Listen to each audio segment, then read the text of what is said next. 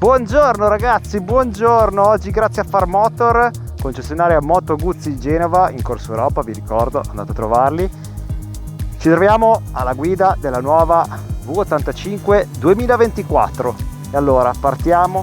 Intanto lo riconoscete, sì, è il display nuovo, il dashboard della V100 da 5 pollici e mezzo. E allora dopo vi parlerò delle tante novità che ci sono sulla V85 2024. Questa è la versione strada, la base di accesso alla gamma, perché poi ci sono altre due versioni che sono la V85 TT e la V85 TT Travel.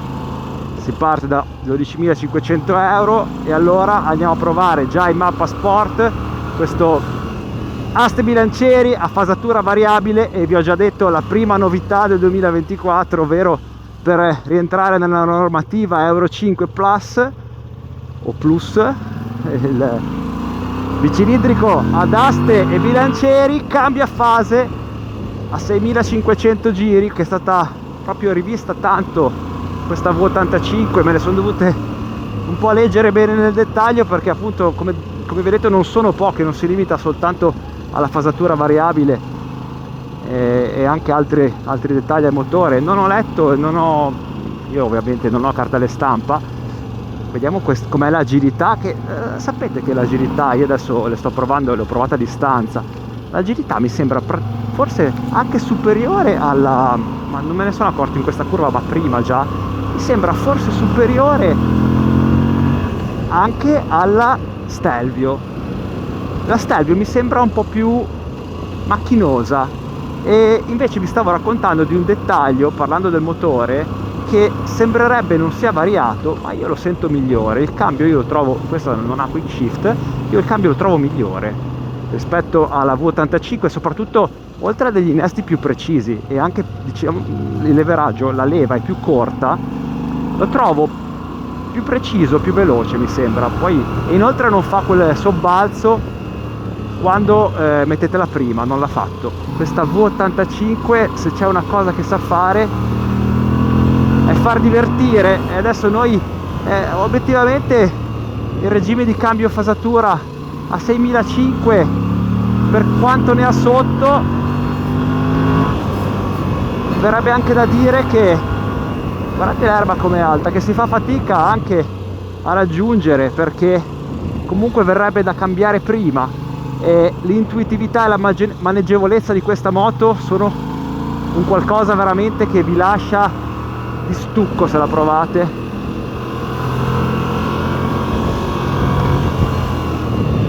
Guardate che non riesco ad andare a corda per quanta erba c'è, ma veramente è di un neutro questa moto, ragazzi. Vi parlo anche di protezione aerodinamica, perché quello è un altro elemento che è variato. Il cupolino protegge di più, hanno anche detto una percentuale di quanto di più, ma è ancora di più sulla versione V85 TT Travel, dove si hanno anche dei deflettori laterali, e inoltre è stata ridisegnata anche questa parte qui del serbatoio, che dovrebbe aiutare a far arrivare meno guardate che clima sempre su questo pezzo di strada dove vi porto. Due piccoli difetti veramente, se vi devo dire subito i due difetti di questa moto, ma prima facciamo queste curve belle.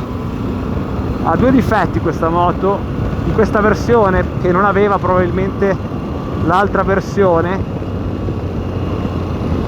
Uno di questi difetti è dovuto purtroppo, io credo, all'Euro 5 Plus, ovvero arriva caldo sugli stinchi, sui piedi, cosa che su quella di prima no. Potenza aumentata di 4 cavalli, ma è la ciclistica che convinceva prima, convince tuttora.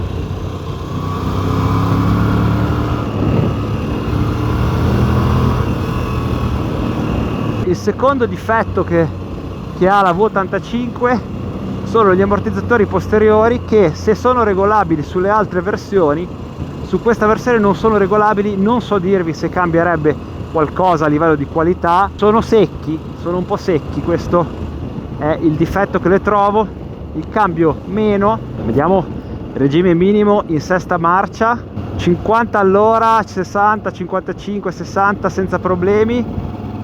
Gestione del gas mi piace veramente tanto. Insolito, le manopole sono leggermente più grosse delle moto diciamo normali, strana questa cosa. Vibrazioni totalmente assenti, vediamo il regime autostradale di 5000 giri, qualcosina ad alta frequenza sulle pedane ma assolutamente tollerabile. Anche la gommatura cambia perché la strada ha i cerchi, cioè questa versione ha i cerchi in lega, mentre invece le altre due versioni hanno i cerchi a raggi. Cambia anche la gommatura. Poi abbiamo le Dunlop Trail Max Meridian, mentre sulle altre le Michelin Anaki, quindi un pochino leggero tassello. Mi piace molto, e non ve ne ho ancora parlato della parte ciclistica, la frenata all'anteriore. Riuscite a frenare con un dito, e poi l'affondamento è tutto sommato abbastanza controllato. Certo, questa versione ha la regolazione solo su uno stelo di precarica ed estensione.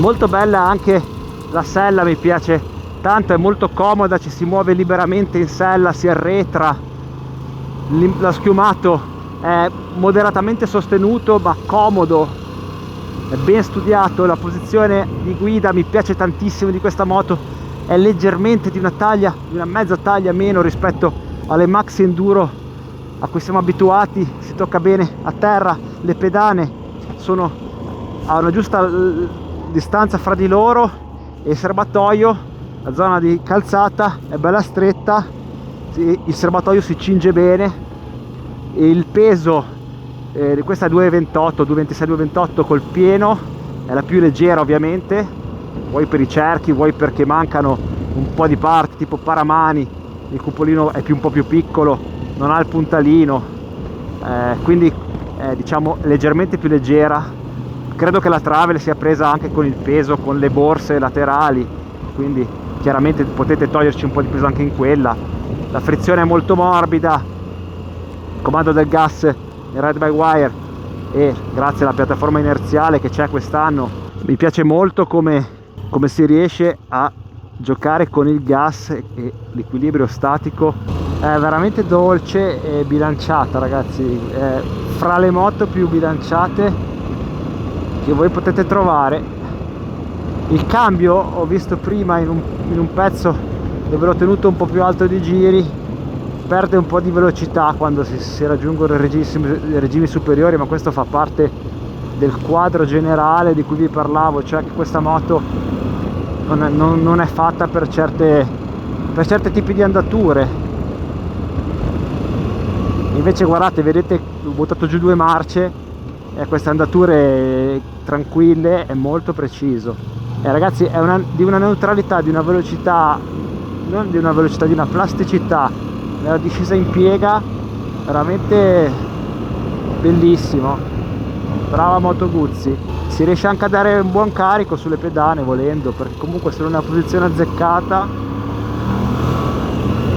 È peccato un po' per questa secchezza delle sospensioni posteriori. Oggi siamo qua in compagnia di questo bel bicilindrico 850 cm3, il mitico motore della Moto Guzzi V85. Abbiamo già provato la prima versione, se voi andate sul canale la potete vedere, la prova che avevo fatto 1 anno e mezzo fa ormai. Inizia a essere un po' di tempo che facciamo queste prove insieme e che mi seguite, e allora sembrerebbe esteticamente molto simile, uguale. In realtà di cose cambiate ce ne sono tante, e partiamo dal motore, che è quello che ha subito diciamo il cambiamento principale.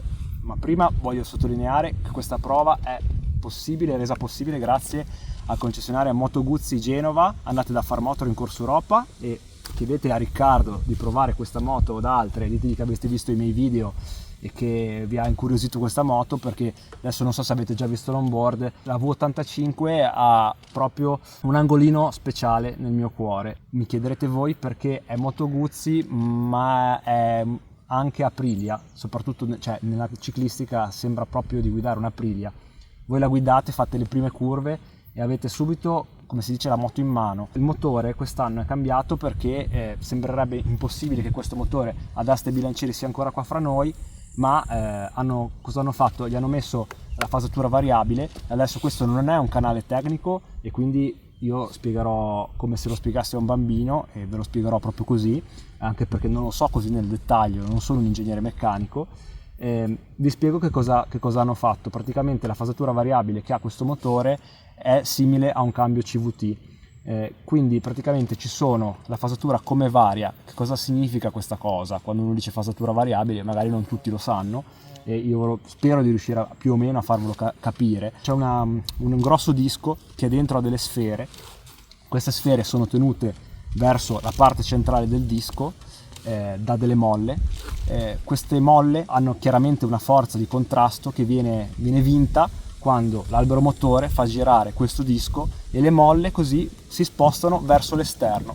Spostandosi verso l'esterno il volano ruota, e ruotando il volano ruota praticamente l'albero a camme, che quindi cosa fa l'albero a camme?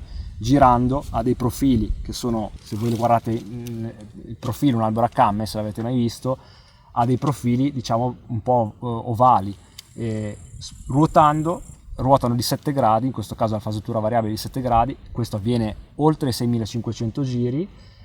Si cambia la fase, cioè il momento di apertura e chiusura delle 4 valvole, perché regola sia le valvole di apertura e scarico, e quindi praticamente si è variata così la fase.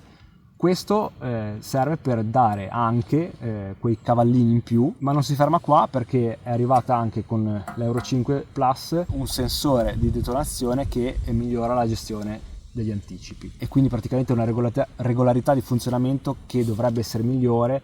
E adesso, se voi mi chiedete che differenza sento così marcata, io non me ne accorgo, perché ho provato, vi racconterei una balla a sentire che ho sentito i 4 cavalli in più. Io la differenza principale che ho notato in questo motore rispetto a quello di prima, a me sembra il cambio un po' migliorato, anche se in realtà il cambio non è citato. Si sente purtroppo un po' di calore in più, questo io lo percepisco. Non mi ricordavo di questa moto come una moto che scaldasse particolarmente.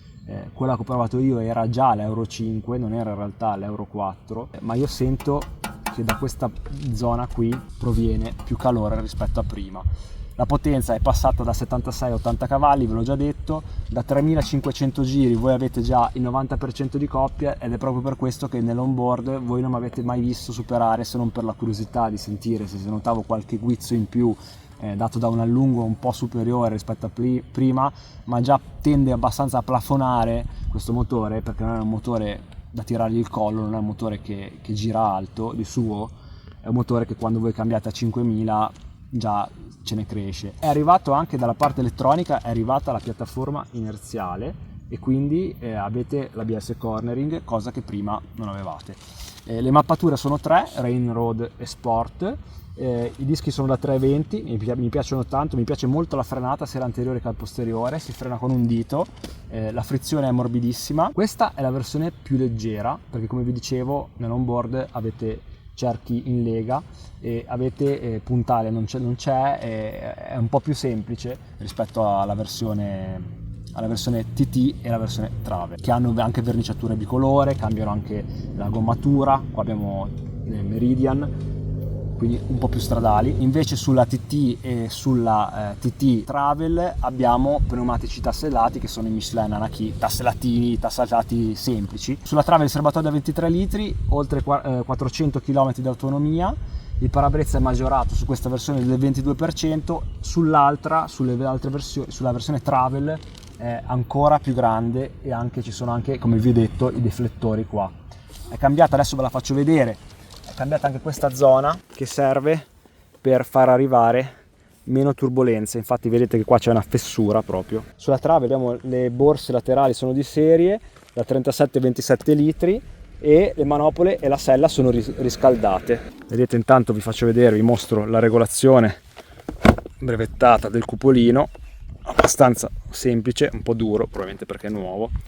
Finalmente un dashboard più carino, più completo, è un po' piccolino ma ci sono tante info giuste, quelle che ci piacciono a noi. Con una cosa che non vi ho detto, non cambia tantissimo nella scelta delle mappe, cioè l'ho provata in sport e strada, è molto simile, forse cambia un pochino l'attacco, ma insomma niente di particolare. Invece tenendo premuto a lungo si entra nel menu, questo qua, veicolo, cambio marcia, modalità luci, frenata di emergenza, sottotoccano le 4 frecce, riding mode, e c'è anche la calibrazione per quando cambiate le gomme o anche se sono usurate. V85 che fa in 3 versioni. Perché scegliere questa? Beh, se volete una moto essenziale io direi che questa ci sta come colorazioni. Questa è opaca, quindi lo sporco si vede molto. Io in realtà consiglio le altre colorazioni perché sicuramente una che vi piace di più, a meno che voi non siete un amante del nero, la trovate. Adesso vi faccio vedere, vi ricordo la mia altezza di 1,70 e vedete come si sta in sella. In sella si sta molto bene, come vi dicevo anche on board. L'aria con questo cupolino nella posizione alta, avete il casco che è esposto abbastanza, ci sono un pochino di turbolenze. Sicuramente le altre versioni hanno una protezione più adeguata, perché ho scoperto, facendo anche prove mie, che con i deflettori aiutano tanto. Le gambe sono ben integrate nella sagoma della moto, il calore dalle teste non dà fastidio, come vi dicevo dà fastidio un po' dai collettori. Se siete col 41 di piede non arrivate alle pedane del passeggero, se siete con un piede forse più grande, un 45, secondo me potrebbe dar fastidio. La triangolazione è ottima, il manubrio ce l'avete molto vicino. E ora andiamo a vedere anche come sta il passeggero. Questa non ha maniglie. La sala del passeggero devo dire che è un po' più duretta. Credevo fosse un po' più comoda, un po' più morbida. Ci vorrebbe una zavorrina che dice la sua, ma diciamo convince molto l'angolazione delle gambe. La sala del passeggero è un po' duretta. Vi do anche qualche considerazione, come faccio sempre, anche sulla guida in città. Noto ora, perché non lo sapevo, che davanti ha un 110-80 invece che un 120-70 sul cerchio del 19 c'ha un 110. Questo sicuramente per dare un po' più di maneggevolezza, che devo dire che proprio c'è. Si sente. È una moto molto neutra, divertente, che consiglio veramente a chi non cerca grandi potenze, perché vi dico la verità, se voi pensate, cioè una KTM anche 790 ne ha di più, però la cosa bella di questo motore è proprio la fluidità e la pastosità che regala. E chiaramente se voi siete guzzisti o se volete diventarlo, io ho un amico per esempio, ciao Fabio, lo saluto, che è passato dal V85 e per me è una moto perfetta per chi appunto cerca semplicità di guida, facilità, una bella coppia e probabilmente, anzi sicuramente bassi consumi, e di tutto quello che vanno un po' a inseguire le maxi non gliene frega assolutamente niente. Ecco, io a queste persone consiglio veramente questa moto. Incontra proprio il mio gusto come ciclistica e voi spesso mi dite ma non puoi con queste poca strada che hai fatto anche in città giudicare una moto. Sì, invece sì, la giudico, perché anche questa moto qui, anche se voi la usate in città a pochi metri, lo capite se è una moto che vi piace oppure no. E secondo me questa moto ha una gran ciclistica ed è il suo pezzo forte. Per oggi è tutto ragazzi, iscrivetevi al canale, mettete un like se vi è piaciuto questo video, andate a vedere il video della V85 così sentite che cosa dicevo ai tempi. Ciao ragazzi, ciao da Angi e passate da Farmotor. Ti sei dimenticato di farmi vedere come si guida nel traffico? No, te la faccio vedere adesso. Allora, intanto nel traffico si va piuttosto bene, perché comunque il motore è dolce, regolare anche in basso, potete tenere un rapporto lungo e poi si districa un po' meglio rispetto alle grosse maxi, perché lei è un pochino più piccolina. Toccate in terra esattamente così, se siete 1,70, quindi niente male. Poi la moto è stretta, quindi vi aiuta. Ragazzi, iscrivetevi al canale e passate da Farmotor. Ciao da Angi!